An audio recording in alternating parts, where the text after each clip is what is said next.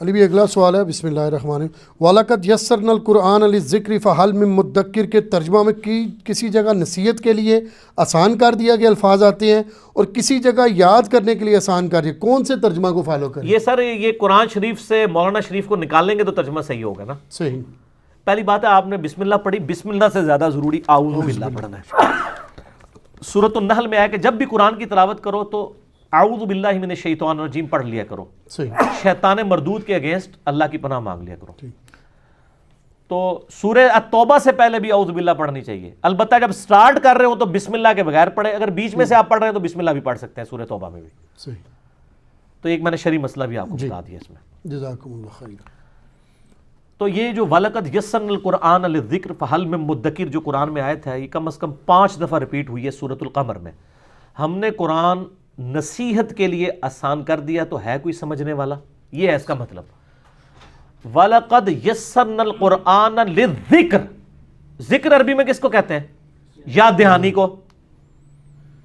جو بھی آپ ذکر کرتے ہیں سبحان اللہ الحمدللہ، اسے ذکر کیوں کہتے ہیں؟ اللہ کی یاد۔ قرآن میں آیا اِنَّا نَحْنُ نَزَّلْنَا الذِّكْرَ وَإِنَّا لَهُ لَحَافِظُونَ، سورۃ الحجر آیت نمبر 9۔ اس الذکر سب سے بڑی یاد دہانی کو ہم نے نازل کیا، ہم اس کی حفاظت کرنے والے۔ یہ یاد دہانی کس چیز کی ہے؟ آخرت کی، اللہ کی یاد۔ صحیح۔ تو جب ذکر کا لفظ موجود ہے، یہ اصل میں 2 نمبری پتہ کیا ہوئی ہے؟ یاد دہانی لفظ جو ہے نا، اس سے انہوں نے 2 مقصد اچیو کر لیے ہیں۔ اپنی پبلک کو بھی گولی کروا دی ہے اور ہمارے جیسے لوگوں کو بھی گولی کرانے کی کوشش کی۔ سر سانو کرا نہیں سکتے، صرف کوشش کر دیو، سانو نہیں کرا سکتے۔ کیوں؟ کیونکہ نام ہے بابی، نام ہے بابی، میں ہوں مسلم علمی کتابی۔ انہوں نے پتہ کیا کیا ہے؟ ہم نے قرآن یاد دہانی کے لیے آسان کر دیا ہے کوئی یاد کرنے والا؟ اس سے ایک عام آدمی کیا سمجھے گا؟ ہم نے قرآن حفظ کرنے کے لیے آسان کر دیا، یہی سمجھے گا نا؟ انہوں نے بڑی چلاکی کی آپ سے۔ یہ یاد دہانی سے مراد ہے کسی کو یاد کروانا۔ میں اگر آپ کو یاد کرنا ہی آیا ہوا تھا، اس کا کیا مطلب ہے؟ میں آپ کو نصیحت کر رہا ہوں۔ یاد کرنا، پچھلی بار تو موٹر سائیکل اتنا تیز چلا رہا تھا، تیرا ایکسیڈنٹ ہوا، تو یہ جو میں یاد دہانی کروا رہا ہوں اس کو کیا کہہ رہا ہوں؟ نصیحت۔ نصیحت کے لیے انہوں نے ایڈی مشکل اردو کڈی کہ تاکہ کسی قرآن کو ترجمے نہ پڑھ ہی نہ لے۔ اور جب ہم یہ کہ آپ نے ترجمہ غلط کیا، وہ کہیں گے جی ہم نے دیکھا نا یاد دہانی کیا ہوا ہے نا، یعنی نصیحت۔ اور عام آدمی سمجھ رہا ہے قرآن حفظ کرنے کے لیے آسان ہے تو ہے کوئی حفظ کرنے والا؟ اور اللہ نے کیا کہا تھا؟ قرآن ہم نے یاد دہانی نصیحت کے لیے آسان کر دیا، ہے کوئی نصیحت حاصل کرنے والا؟ قرآن نصیحت کے لیے دنیا کی آسان ترین کتاب ہے اور اس کا پرائمری مقصد بھی نصیحت ہے۔ باقی جو مسائل ہیں وہ تو عام بندے کی ضرورت، ہر بندے کی نہیں ہوں گے، کسی کسی کے ہوں گے۔ اگر آپ کہیں گے ایک عالم جو ہے وہ مجھے ایمبریولوجی سمجھانا شروع کر دے قرآن سے یا جیولوجی، وہ تو پھر سمجھا بیٹھا، ٹھیک ہے نا؟ لیکن ایک عام آدمی بھی جو اردو پڑھ سکتا ہے وہ آپ کو بتا سکتا ہے قرآن کہتا ہے کہ دنیا کی زندگی عارضی ہے، اصل زندگی آخرت کی ہے، نبیوں کی پیروی کرو، ماں باپ کی اطاعت کرو، اسی طریقے سے زنا سے بچو، چوری سے بچو، یہ سارے کے ساری چیزیں تو عام آدمی بھی نصیحت والی۔ تو یہ قرآن میں یہ جو آیت کا ترجمہ ہے، نصیحت کے لیے قرآن آسان کر دیا۔ مسئلہ نمبر 115 میرا دیکھنے، اور انشاءاللہ یہ محفل قرآن جب ہوگی نا اس وقت یہ ساری انجینئرنگ ہوں گی، یہ والی بھی جو انہوں نے یہ بے ایمانیاں کی ہوئی ہیں، ترجمہ ہی بدل دیا ہے اور ایسا بدلا ہے اٹھو مت بیٹھو پتہ ہی نہ چلے۔ یہ طریقہ واردات ہوتا ہے نا، جیسے بارش شریف میں لکھا ہے قبروں کا طواف تعظیمی حرام ہے، البتہ اگر برکت کے لیے گرد مزار پھرے تو حرج نہیں۔ ہوں کہڑے پاسے جائے بندہ؟ ایک عام آدمی پوچھ لے کہ یار آپ نے جو ہے وہ لکھ دیا ہے جی گرد مزار برکت کے لیے پھیلا جا سکتا ہے، تو اس کو کیا جواب دیں گے؟ اس کو کہیں گے یار پیچھے پڑھو نا، میں لکھا نا طواف تعظیمی حرام ہے۔ الزام لگا رہے ہو علماء ہوتے۔ اور کوئی طواف والا آ جائے کہ آپ نے لکھا جی طواف تعظیمی حرام ہے قبر کا، کہیں گے سر آگے بھی پڑھو نا کہ گرد مزار اگر برکت کے لیے پھرے تو ٹھیک ہے، اٹھو مت بیٹھو۔ یہی کام المہند المفند میں انہوں نے کیا ہے۔ وہ کہتے ہیں رہا بزرگان دین کی قبروں اور سینوں سے فیض حاصل کرنا۔ اب سینے سے پتہ نہیں ٹیکا لگا کے فیض نکالتے ہیں، ٹھیک ہے، کیونکہ اگر ان کی تعلیمات سے حاصل کرنا ہے وہ تو زبان سے بولیں گے تو حاصل ہوگا نا، سینے سے کیسے کوئی چیز نکالی جاتی ہے؟ ٹھیک ہے، میں اس پہ لفظ نہیں بولنا چاہتا، مطلب وہ کوئی انہوں نے دودھ تو نہیں پلانا، ٹھیک ہے، سینے سے فیض کیسے حاصل کریں گے؟ سینے سے مراد یہ ہے کہ وہ جب جفی ڈالیں گے اور سارا علم ٹرانسفر کر دیں گے، وہ یہ کہنا چاہ رہے ہوتے ہیں۔ تو لکھا ہے کہ رہا قبروں اور سینوں سے فیض تو ہم اس کو جائز سمجھتے ہیں، مگر خواص کے طریقے سے، اس طریقے سے نہیں جس طرح عام بندے کرتے ہیں. کتنی بڑی انجینئرنگ کرنے کی کوشش کی ہے، لیکن سر تسی انجینئر تے آئے نہیں ہو، تسی انجینئرنگ کر ہی نہیں سکتے. تواڈے نال انجینئرنگ ہوئے گی انشاءاللہ تعالی 22 نمبر مرتبان دے ذریعے. احمد دیوا تہاڈا شرار بھی سنا دینا ہے 22 نمبر مرتبان والا. اچھا تو یہ کس طرح کہ جب کوئی شخص جائے گا اور کہے گا جی آپ نے کیا لکھ دیا قبروں سے فیض، یہ تو بریلویوں والا کام ہے، وہ کہیں گے سر آپ دیکھیں ہم نے لکھا ہے کہ عام طریقے سے جو ہو رہا ہے نا وہ غلط، ہم بھی اس کو کہتے ہیں.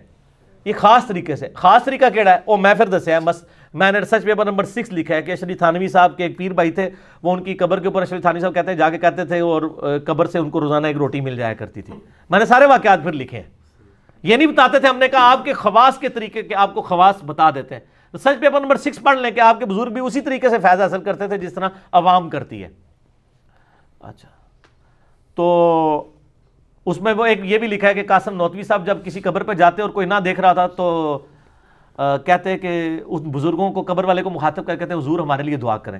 سر یہ جو آپ کہہ رہے تھے نا اس وقت ایک بندے نے دیکھ لیا تھا، اس نے کتاب میں بھی لکھ دیا ہے. آپ کی ایک اس نے خفیہ ویڈیو بنا لی تھی. یہ پھر اس نے ہی لکھا ہے جس نے دیکھا ہے کہ جب کوئی نہ دیکھ رہا ہوتا انہیں کہا میرا بندہ دیکھ رہا ہے اور ان کو پتہ نہیں لکھ دینا ہے بھائی ساڑھے گاٹے فٹ ہو جانا ہے، انجینئرنگ ہو جانی ہے. سر یہ ریسرچ پیپر نمبر 6 ہے، قبروں سے فیض کے عقیدے کا تحقیقی جائزہ، ahlsunnatpak.com سے ڈاؤن لوڈ کر کے پڑھیں. تو جب کوئی کہہ دے کہ جناب یہ آپ نے کیا لکھ دیا، وہ کہیں گے جی ہم نے تو لکھا نا خواص کے طریقے سے، یہ تو بریلوی تو مشرک ہیں، یہ جو کرتے ہیں غلط ہے، ہم نہیں اس کو مانتے. میں نے اس میں بتایا کہ انہوں نے لکھا ہے کہ قاسم نوتوی صاحب نے 6 سال کے بعد مرنے کے قبر سے نکل کے دیوبند مدرسے میں آ کے 2 مولویوں کی صلح کرا کے دوبارہ قبر میں چلے گئے. جی یہ خواص کا طریقہ ہے سر، یہ عام آدمی تو سوچ بھی نہیں سکتا. یہ خواص کا طریقہ بھی انہوں نے لکھا ہے. عام او خواص کا طریقہ عوام سے بھی زیادہ بدتر ہے.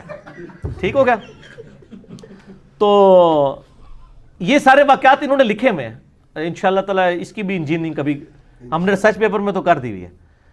اب اگر کوئی بندہ چلا گیا اور وہ کہے کہ جی آپ تو بزرگوں کو نہیں مانتے ہیں، یہ آپ دیکھیں آپ نے لکھا ہے کہ جی جناب ہم بزرگوں سے یعنی یہ جو عوام الناس طریقہ سے کر رہی ہے غلط ہے، تو اس کو کہیں دیکھیں ہم نے لکھا ہے جائز بھی ہے. ہم بالکل ہم وابی نہیں ہیں. المحنت کا پورا ٹاپک یہ ہے کہ ہم وابی نہیں ہیں، ہمیں وابی نہ کہو. سر اسی بھی وابی بھی نہیں ہے، نہ اسی بابی ہیں، آپ بابی ہیں. آپ کو لکھنا چاہیے تھا ہم بابی ہیں، ٹھیک ہے، لیکن ہم تو نہ وابی نہ بابی، نہ میں وابی نہ میں بابی، میں ہوں مسلم علم کتابی.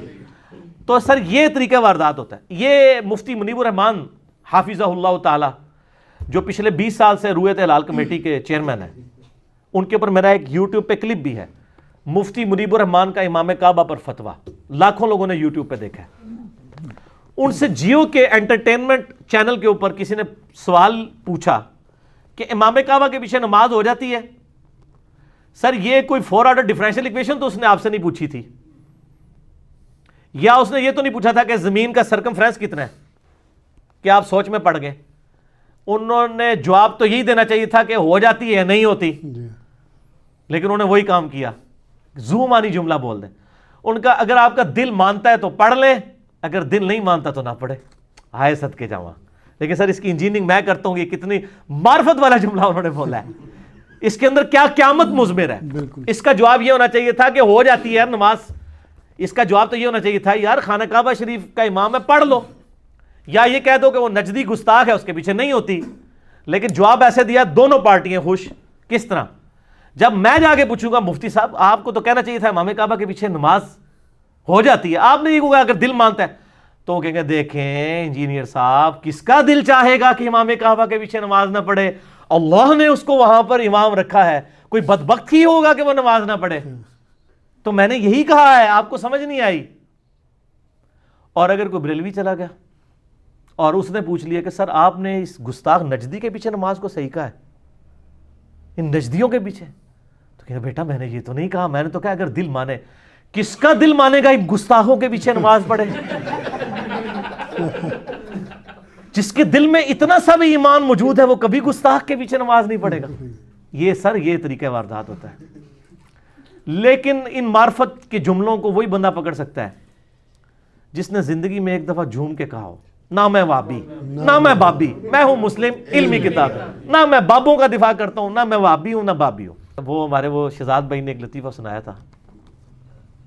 کدھر تھی؟ کراچی تھی وہ شیعہ کی مسجد ایک شیعہ بھائی جو ہیں وہ دیوبندیوں کی مسجد میں نماز پڑھنے کے لیے چلے گئے، تو مسجد تھی وہ سٹانچ قسم کے دیوبندیوں کی نا. اب آپ کو پتہ ہے شیعہ رفع الیدین سے نماز پڑھتے ہیں اور ہاتھ چھوڑ کے، حنفی جو ہے بغیر رفع الیدین کے پڑھتے ہیں اور ہاتھ نیچے باندھ کے. اب جس شیعہ نے پہلے نہ دیکھا ہو کہ حنفی کس طرح نماز پڑھتے ہیں تو وہ کہے گا یار یہ کس طریقے سے نماز پڑھ رہا ہے، اور جس حنفی نے نہ دیکھا ہو شیعہ کس طریقے سے نماز پڑھتے ہیں تو وہ کہے گا یار یہ کس طریقے سے نماز پڑھ رہا ہے.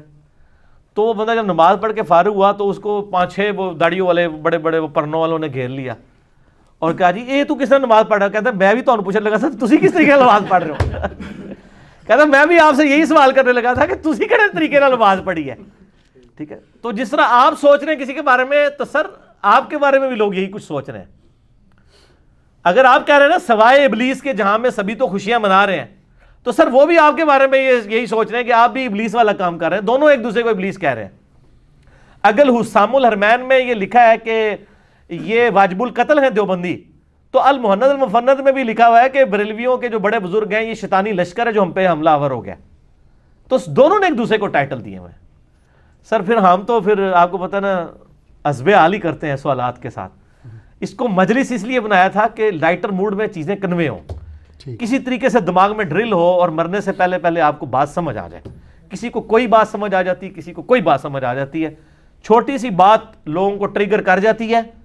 میں آپ کو بتاؤں میری اپنی زندگی میں ایک چھوٹی سی بات جس نے مجھے ٹریگر کیا. میرے ایک آفس کے کولیگ تھے، نئی انہوں نے داڑھی رکھی، ان کے والد صاحب تعویذ دھاگے کا کام کرتے تھے، تو وہ نئے اس طرف آئے، نماز پہلے ہی پڑھتے تھے. مجھے انہوں نے 5,000 روپے دیا. یہ میں بات کروں 2007 کی، 2007 کی.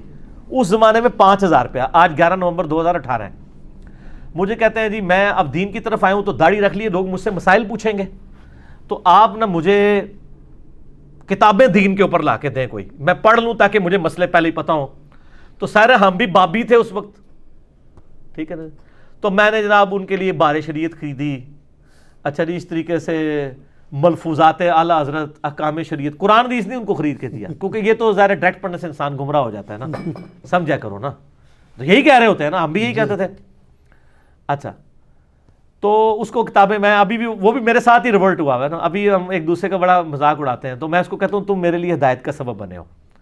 ہوا یہ کہ اس ملفوظات اعلیٰ حضرت میں وہ عبارت آتی ہے نا کہ نبیوں کی بیویاں قبروں میں پیش کی جاتی ہیں، ان کے ساتھ شباشی کرتے ہیں، نعوذ باللہ. یہ عبارت نا اس نے کہیں پڑھی تو بیچارہ دنیا دار بندہ تھا، اس نے انڈر لائن کر لی. اگلے دن آفس میں آ کے مجھے کہتا ہے یار یہ منو کیڑی کتاب تو لے کے دیتی ہے اللہ دے بندے، دیکھ دیکھ کیا لکھے ہے. میں نے کہا کیا لکھا ہے؟ کہتا نہیں پہلے مجھے بتاؤ اگر کوئی کہے کہ نبیوں کی بیویوں کو قبروں میں پیش کیا جاتا ہے ان کے ساتھ شاباش. میں نے کہا استغفر اللہ، اتنی گستاخانہ بات لکھی ہوئی ہے. تو اس نے نا کہا یہ آپ کے اعلیٰ حضرت نے لکھی ہوئی ہے ملفوظات میں. مسئلہ 71B ہے میرا، انڈیا اور پاکستان کے بزرگوں کی 19 گستاخانہ عبارات کا تحقیقی جائزہ جو سر سینکڑوں نہیں ہزاروں لوگوں کی اصلاح کا سبب ایک لیکچر بنا ہے الحمدللہ. مجھے وہ کہتا ہے یہ دیکھو لکھا ہے. اب جب اس نے کہا نا اعلیٰ حضرت نے لکھا ہے، اب میرے لیے اعلیٰ حضرت سے اختلاف اسی طریقے سے جیسے کیسے کوئی صحابی سے کوئی اختلاف کر دے، اور میں پہلے کہہ بھی چکا ہوا تھا. تو میں نے درمیان کا میں نے کہا یار یہ مس پرنٹنگ ہوگی. وہ کہتا ہے یار مس پرنٹنگ کو چھوڑو، اگر یہ انہوں نے لکھا ہے تو یہ غلط ہے. کہ میں نے کہا غلط ہے، انہوں نے بھی لکھا ہے. بس سر یہ ایک قبولیت کا لمحہ تھا، اللہ نے میری بات سن لی کہ میں غلط کو غلط کہنے کی جرت رکھتا ہوں. جب پہلی دفعہ میرے سامنے آیا میں کتنے دن پریشان رہا کہ یار اتنے بڑے بڑے بزرگ بھی غلطیاں کرتے ہیں. تو میں نے پھر تحقیق شروع کی. اسی دوران میں نے قرآن حکیم کا ترجمہ جو ہے نا پری ڈیٹرمنٹ رزلٹس کے بغیر پڑھنا شروع کیا. آہستہ آہستہ آہستہ آہستہ چیزیں سمجھ آنا شروع کی. اور آج آپ دیکھ رہے ہیں کہ پوری دنیا میں انجینئر ہو رہی ہے. اس لیے نہیں کہ میری کو تعریف کر رہے ہیں، اس لیے وہ کہتے ہیں یار ایک ایڈی شے آ گئی ہے. وہ جو انجینئر کا فطرہ اٹھا ہے نا وہ اہل حدیث تو ہم سے زیادہ پریشان ہے. سر تہاڈی پریشانی بھی نظر آ رہی ہے. تو سر وہ ہر گلی سے جو انجینئر نکل رہا ہے وہ اس لیے نکل رہا ہے کہ ہر گلی میں ایسے لوگ موجود ہیں جن کے دماغ میں ڈرل اور ان کو بات سمجھ آ جاتی ہے. ایک جملہ کسی کی زندگی بدل سکتا ہے. آپ دیکھیں نا اوس اور خزرج کی جب لڑائیاں ہوتی تھی یہودیوں کے ساتھ، یہ جنگجو لوگ تھے، ہمیشہ جیت جاتے تھے. تو یہودی کہتے تھے بچو جی اونٹتے تسی جیت جاندے ہو، جب آخری نبی آئیں گے نا ہم ان کے ساتھ ملیں گے، پوری دنیا کو فتح ہم کریں گے، تو پھر ہمارا مقابلہ تم نہیں کر سکو گے. یہ یہودی ان کو تڑی لگاتے تھے. قرآن میں بھی اشارتاً ذکر ہے کہ اس نبی کے آنے سے پہلے سورۃ البقرہ میں تم اس نبی کے وسیلے سے اللہ کی طرف دعائیں کیا کرتے تھے اس حوالے سے کہ اللہ اس نبی کو جلدی جلدی بھیج. اور آج جب وہ نبی آ گیا تو تم پہلے منکر ہو گئے یہودیوں. اچھا اب جب اوس اور خزرج حج کرنے کے لیے گئے نا مکہ اور مکہ شریف مدینہ شریف سے, وہاں ان کو پتہ چلا کہ ایک پیغمبر ہونے کا دعویٰ کر رہا ہے شخص محمد ابن عبداللہ, اور نبی علیہ السلام بھی مشرکین عرب کے خیموں میں جا کے ان کو اللہ کی بات کرتے تھے. حج کے موقع کے اوپر چونکہ پورے عرب سے لوگ آتے تھے, حضور کہتے تھے چلو یار انہوں نے میری بات نہیں سنی, یہی سن لیں. جس طرح ہم کہتے ہیں چلو یار جہلم کے لوگوں نے سنی, ہم یوٹیوب پہ ویڈیو بنا کے ڈال دیں, تو پوری دنیا نے سن لی. اب جہلم والوں نے بھی دیکھا دیکھی سننی شروع کر دی. اینڈ پہ جس طرح فتح مکہ کے بعد اہل عرب نے بھی اسلام قبول کر لیا, تو نبی علیہ السلام کہتے ہیں چلو یار یہی میری بات سن لیں. اور ابو لہب خبیث پیچھے پیچھے چلتا تھا, وہ کہتا تھا یہ میرا بھتیجا ہے, یہ پاگل ہو گیا, اس کی بات نہ سنو. نبی علیہ السلام پھر بھی ڈٹائی کے ساتھ بات کرتے جا رہے ہیں, پورے ڈٹے ہوئے اپنے اس حق کے اوپر. تو وہاں پہ اوس اور خزرج نے جب سنا نا, انہوں نے کہا یار یہ تو لگتا ہے وہی نبی ہیں جن کے بارے میں یہودی ہمیں تڑی لگاتے تھے کہ ہم اس کے اوپر ایمان لائیں گے اور ہم پوری دنیا پہ قبضہ کر لیں گے. تو انہوں نے کہا پہلے اس سے کہ یہودی ان پر ایمان لائیں, ہم کیوں نہ مسلمان ہو جائیں.